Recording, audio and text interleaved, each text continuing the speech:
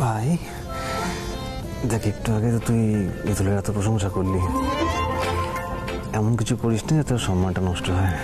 Live হচ্ছে তো, সবাই দেখছে। তুই কেকটা না খাওয়ালে কিন্তু লোকে সুযোগ পাবে মিতুলকে নিয়ে কিছু বলার। তুই যেটা চাস বল। একটু খাইয়ে দিয়ে না, খাইয়ে দে।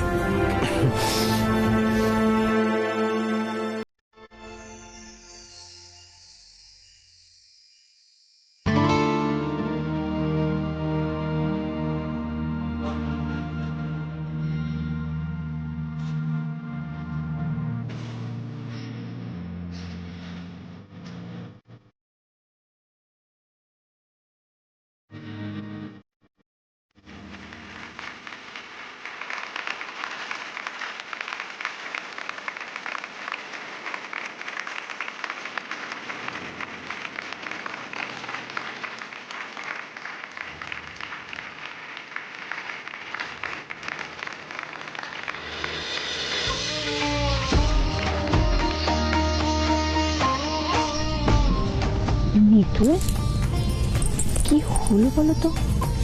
আজকে দাদাভাই তোমার উপর রাগ করছে না, বরং তোমাকে প্রশ্রয় দিচ্ছে। আমিও তো সেটাই ভাবছি। আমার কি মনে হয় জানো তো মিতুল, দাদাভাইয়ের মনে কিছু একটা চলছে। কি চলছে? কিছু একটা, সেটার কোনো নাম হয় না। আমারও না অনির্বাণের ক্ষেত্রে মাঝে মাঝে এরম হয়। ধরো ওর ওপর প্রচন্ড রাগ করে আছে, কিন্তু রাগ করে থাকতে পারি না, ওকে প্রশ্রয় দিয়ে ফেলি, সারপ্রাইজ দিয়ে ফেলি। ধরো ওকে ভালো রাখার জন্য ওর ছোট ছোট যে ছেলে মানুষগুলো, সেগুলোতেও সাই দিয়ে ফেলি। বুঝলে মিতুল, তুমি একটু দাদা ভাইয়ের ওপর খেয়াল রাখো তো। দেখো তো দাদা ভাইও তোমার সাথে এরকম করছে কিনা।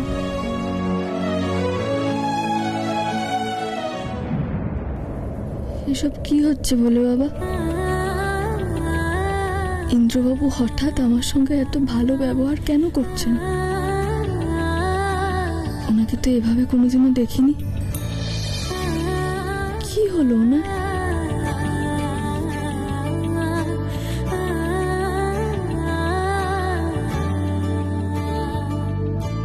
গুগলি, অনেক রাত হয়েছে, এবার ঘুমিয়ে পড়ো। না, আমি ঘুমাবো না। তুই আগে গল্পটা বল। কোন গল্পটা? তুই যখন বুড়ো ছেলেকে স্টেজে দেখলি, তখন তোর ভয় লাগেনি? বাবা, ভয় লাগবে না আবার? ভয় আমার হাত পা ঠান্ডা হয়ে গেছিল। আমরা তো লুকিয়ে পড়েছিলাম জানিস, আর আমি খালি ভোলে বাবাকে ডেকে যাচ্ছিলাম, ভোলে বাবা তুমি দেখো আমি যেন না জিতি। জিতলেই তো স্টেজে উঠে আমাকে ওই তোর বুড়ো ছেলের কাছ থেকে প্রাইজ নিতে হবে, ব্যাস তাহলেই তো আমি শেষ। তো বুড়ো ছেলে যদি আমায় দেখে না, কুচুত করে আমার গলাটা কেটে নেবে। কিন্তু বুড়ো ছেলে তো তোর গলাটা কাটলো না, উল্টে তোর নামে অনেক ভালো ভালো কথা বললো, কেক কাটলো, আর সেটা তোকে খাওয়ালো। তাই তো দেখলাম। কিন্তু বুড়ো ছেলে কিন্তু রাগী না। তুই একটু বেশি বুড়ো ছেলেকে ভয় পাস। বুড়ো ছেলে খুব ভালো। বুড়ো ছেলে যতটা আমাকে ভালোবাসে, ততটা তোকেও ভালোবাসে। বুড়ো ছেলে যতটা আমাকে ভালোবাসে, ততটা তোকেও ভালোবাসে। ভালোবাসে? হুম।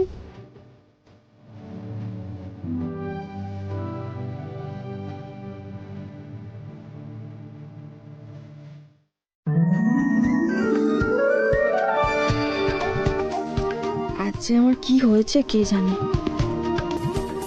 ইন্দ্রবাবুর কথা উঠলেই আমি এরকম বোকার মতো হেসে ফেলছি কেন? এই মিতুল মা, কি ভাবছিস রে? কিছু না, অনেক রাত হয়েছে বাবা, এবার তুমি ঘুমিয়ে পড়ো। আর একটা কথাও তুমি বলবে না, হ্যাঁ? নাও চুপচাপ ঘুমিয়ে পড়ো। তিশা, হ্যাঁ,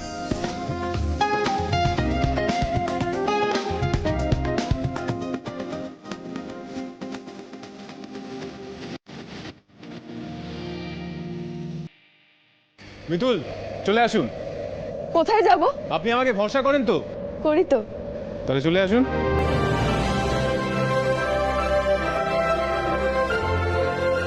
কি হলো, আসুন। আমি আমি যাবো ইন্দ্রবাবু, কিন্তু আমি যেতে পারছি না।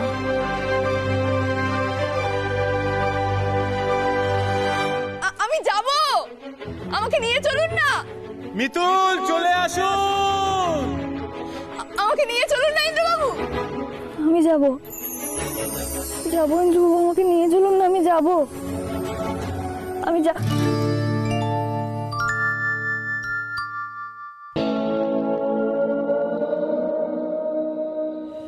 আপনি স্বপ্নের মধ্যে কোথায় যাওয়ার কথা বলছিলেন? যাবো যাবো করে যাচ্ছিলেন। না, কিছু না। এত মন দিয়ে স্বপ্ন দেখছিলেন, আপনার মুখে জল দিতে আমি বাধ্য হলাম। আমি উঠছি। গুগলি কোথায়? নিচে। আসলে আজ তো গুগলির স্কুল নেই, তাই একটু শুয়েছিলাম আর কি। নিন, আর শুতে হবে না, এবার উঠে পড়ুন, আমরা বেরোবো। আপনার সাথে কাজ মিটিয়ে আমাকে এবার অফিস যেতে হবে। কোথায় যাবো ইন্দ্রবাবু? মিতুল, আপনার তো দুটো উপহার পাওনা আছে, সেটা কিনতে যাব। দুটো উপহার? একটা হচ্ছে সেদিন যে আপনাকে আমি প্রমিস করেছিলাম আপনাকে উপহার দেব, সেটা। আর দুই, আপনি যে সারা বাংলার সেরা মৃৎশিল্পী হয়েছেন তার জন্য। নিন, এবার রেডি হয়ে নিন, আমিও রেডিও নিচে যাচ্ছি, ঠিক আছে?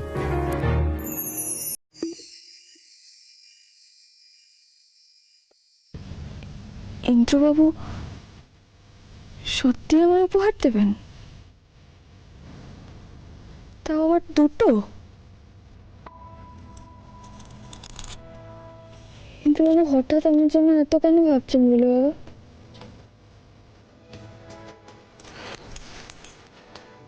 আমি বুঝতে পারছি না আমার কি হচ্ছে, আমার সব কেমন মাথার উপর দিয়ে যাচ্ছে। যাই, তৈরি হয়নি।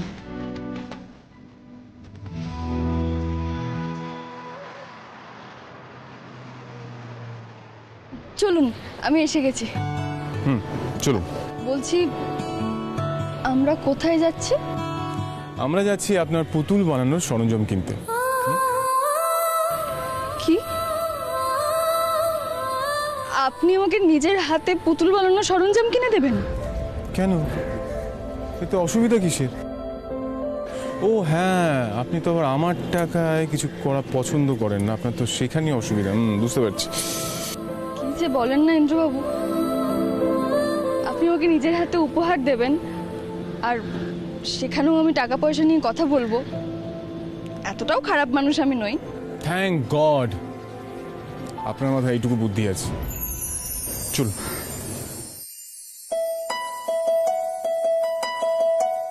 আমার কি মনে হয় জানো তুমি তো, দাদাভাইয়ের মনে কিছু একটা চলছে। আমারও না অনির্বাণের ক্ষেত্রে মাঝে মাঝে এরম হয়। ধরো ওর ওপর প্রচন্ড রাগ করে আছে, কিন্তু রাগ করে থাকতে পারি না, ওকে প্রশ্রয় দিয়ে ফেলি, সারপ্রাইজ দিয়ে ফেলি। দেখো তো দাদা ভাইও তোমার সাথে এরকম করছে কিনা। তাহলে কি কলি দিদির কথাই ঠিক?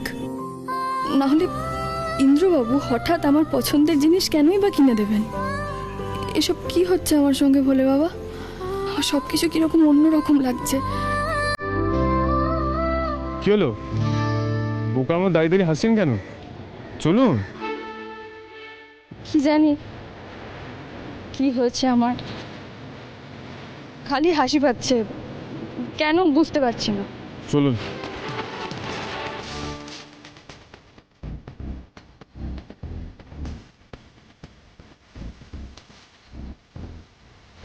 Thank you.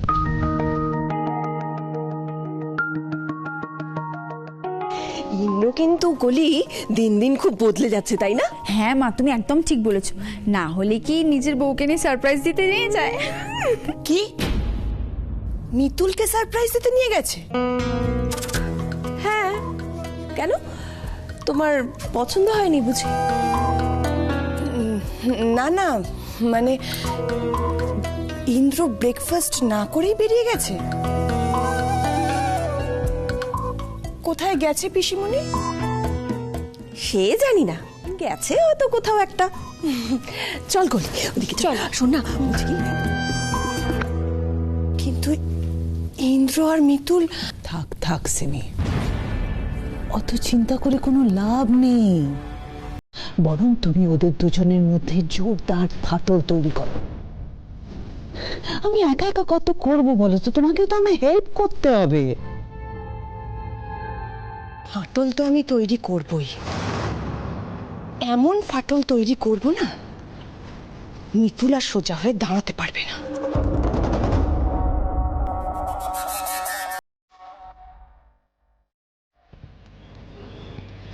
বলছি ওই দোকানে তো সব কিছু পেলাম না, তাহলে কি অন্য দোকানে গিয়ে দেখবো? হ্যাঁ নিশ্চয়ই, আপনি কাজ করুন, বৃষ্টি আসছে, তাড়াতাড়ি দেখুন কোন দোকানে পাওয়া যাবে।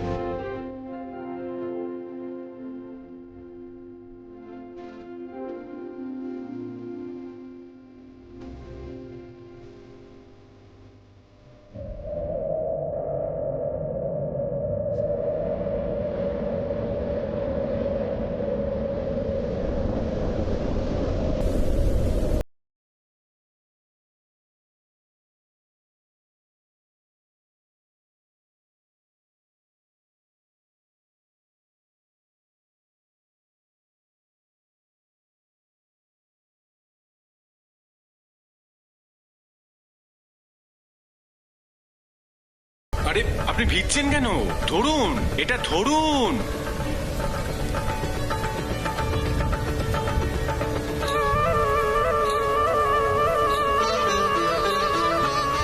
ইন্দ্রবাবু নিজে বৃষ্টিতে ভিজে আমার মাথায় ব্যাগটা ধরলেন। আরে কি করছেন, ধরুন।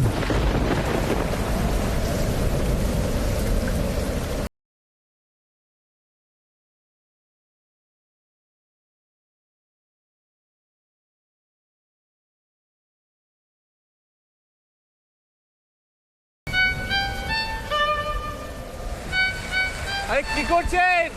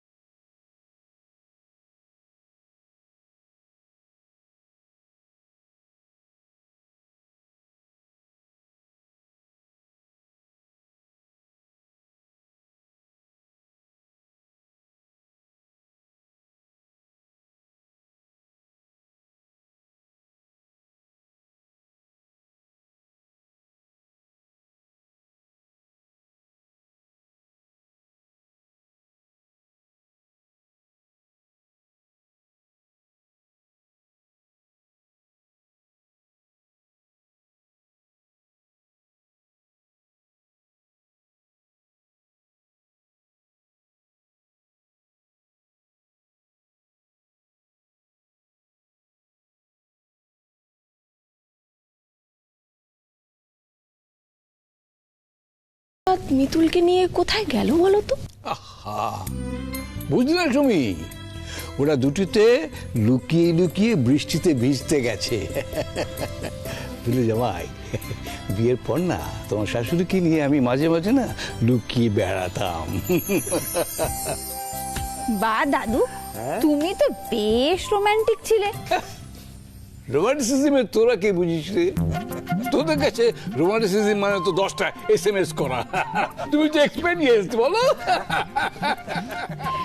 তবে যাই হোক, একটা কথা মাথায় রাখতে হবে, এই দুটির কিন্তু আজকাল বেশ ভাব হয়েছে, কি বলো?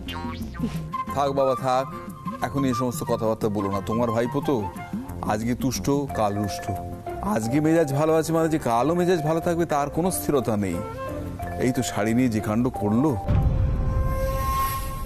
সত্যি জামাই, এই শাড়ির রহস্যটা না আমি এখনো ধরতে পারলাম না। শাড়িটা মিতুলের বিছানায় কে রাখলো বলো তো? হ্যাঁ, সত্যি কথা, এতদিন ধরে ওই স্টোর রুমে শাড়িগুলো পড়েছিল, আমরা তো কেউ হাত দিইনি। তাহলে হঠাৎ সেদিন কি হাত দিল বলো তো? আন্টি, সত্যিটা আবার বেরিয়ে পড়বে না তো? এত এত সহজ নাকি? আমি যে শাড়িটা ওখানে রেখেছিলাম সেটা কেউ কোনোদিন জানতে পারবে না। ওই তো ওরা এসে গেছে।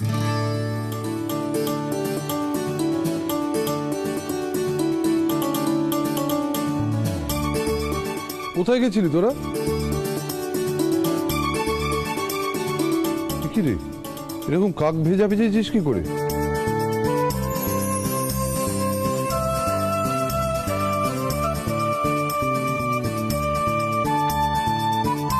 আরে তোরা গাড়ি নিয়ে যাসনি?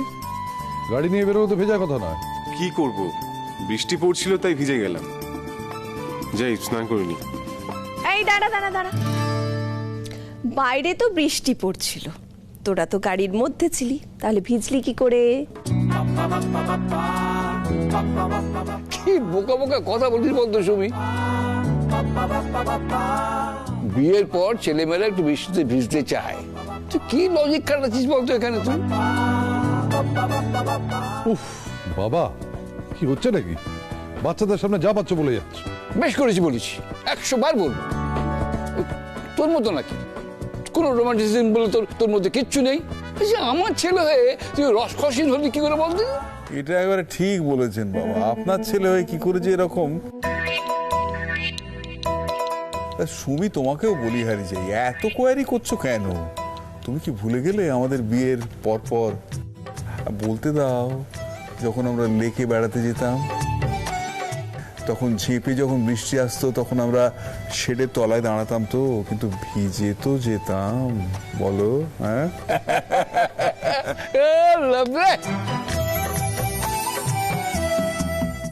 কলি, বাইরে মনে হয় এখনো বৃষ্টি পড়ছে, তাই না? যাবে নাকি একবার বাইরে? ইয়ার কি করছি, ঠান্ডা লেগে যাবে। উফ বাবা, ছেলেটা এভাবে ভিজে বাড়ি ফিরেছে, এরপরও তোমরা রসিকতা করছো। ছেলেটা যদি জ্বর টর চলে আসে তখন কি হবে বলো? ভুল করছো বৌমা, বউয়ের সঙ্গে বৃষ্টিতে ভিজলে কখনো জ্বর আসে? কখনো জ্বর আসে না।